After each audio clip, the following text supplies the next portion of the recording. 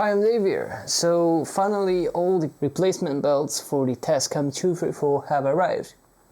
So as promised, this video will be all about changing the belts on this unit. So as you can see, this unit is pretty well packed and it's very dense inside here with all the mechanism and all the wires. It's pretty complicated actually to take apart.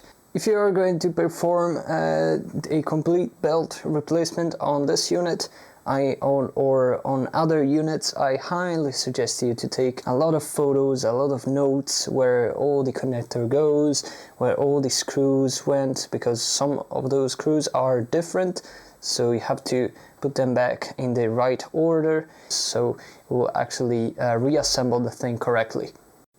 But the belts are all very sticky and they are actually melting, so yeah, as you can see they're also leaving residues, so yeah, they're completely gone. And if you have something like this, if you buy a machine like that you don't know if the belts are okay, don't turn on the machine, because you could actually damage the gears and everything, and you know, the sticky belt could actually cause some damage. So don't run it, just take it apart, see if the belts are okay, and if they are, just try it out. But if they are like this, don't run the machine.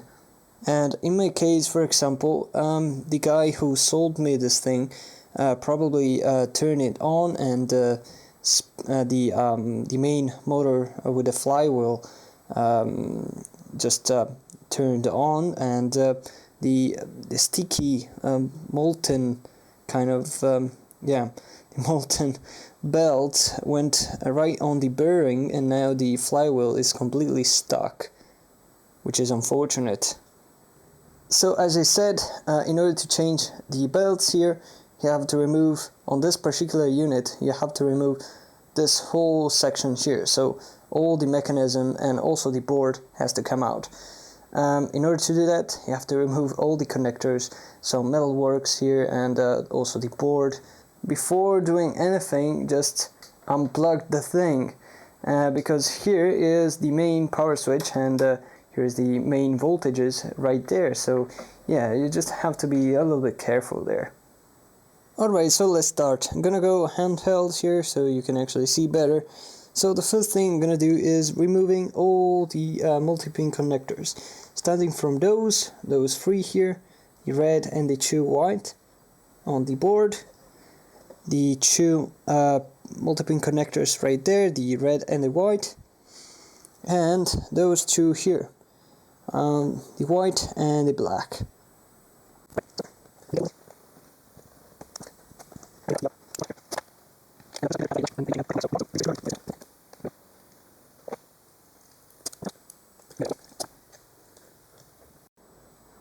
Alright, so I'm gonna leave those two multi-pin connectors right there, the white and the black one, for later, because you can't really reach down here without removing this part. So I'm gonna actually remove this first. And yes, you have to remove this panel here as well in order to access a connector on the back. So I'm now gonna cut all the cable ties right there. So on this board here, the connectors to remove are this red one here on the top, and those two on the bottom. So the next thing I'm gonna do is removing all the screws. There are two screws right there. So the next thing I'm gonna do is flip the unit upside down so I can access the screws on the bottom. We have 4 screws holding the whole mechanism together, so I'm gonna remove those. Alright, so there is one screw left here, and it's right there.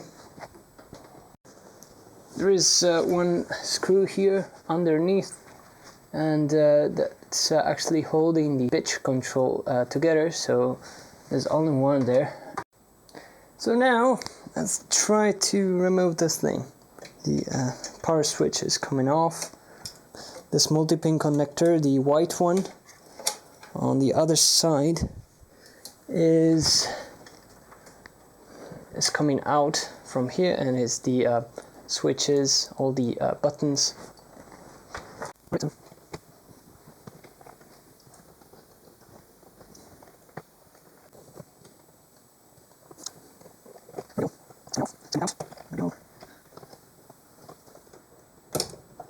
And yeah, pay attention to the power supply board. And now it's a nice opportunity to just remove the multi-pin connectors, the black and the white one. And as you can see on the inside, we have some residues of the belt, and as you can see, they're very sticky, so you really should remove those. And yeah, they're making a mess on my lab, on the pavement. As you can see, there are all black spots of the belts. Look at that. That is messy. And I really should wash my hands before continuing, because look at that. It is messy, and if I touch the heads and whatever, I will actually create a mess. And I proceed cleaning with some ethanol, with a bit of towel, and comes right off. Gonna proceed by cleaning with some ethanol the inside of the machine as well, because there were some pieces that just fell off. Alright, so it's now time to check the inside here of the mechanism. As you can see, this is the flywheel and this is the belt. I'm gonna first carefully remove as much belts as I can, and as you can see, this belt is completely stuck on the flywheel, and unfortunately it ran down. I don't know if you can see it, but here was actually broken, and it actually jammed the bearing a little bit, so this thing is a little bit stiff, doesn't turn as freely as it should. But let's start by removing the actual board, which is held down by those two screws. It's actually designed to be serviced, so it's designed to be tilted and easily serviced.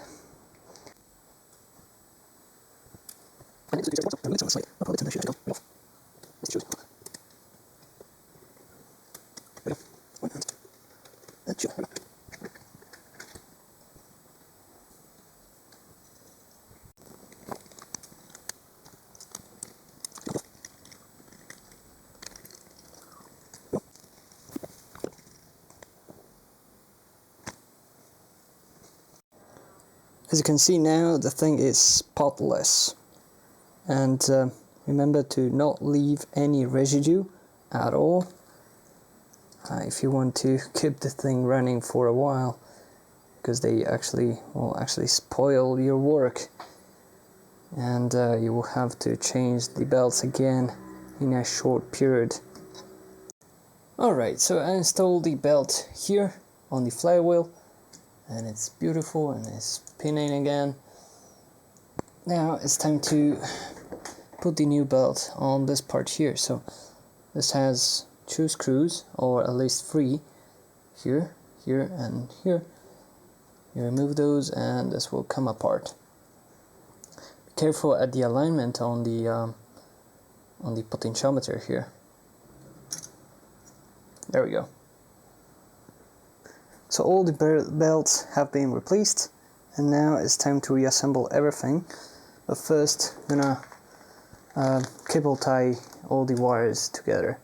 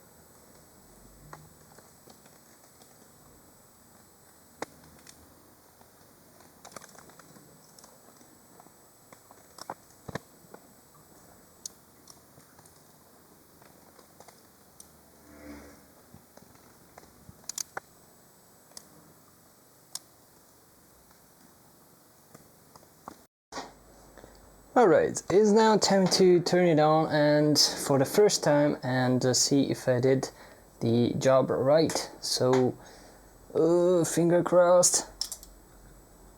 Right, the motor spins and the flywheel spins as well. Perfect. Let's try with a cassette. Let's try this out.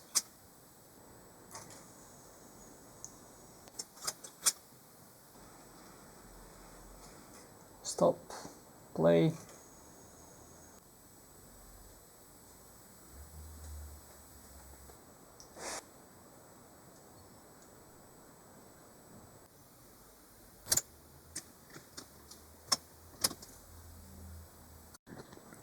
Alright, so we have now a fully working unit and it's just beautiful, look at that.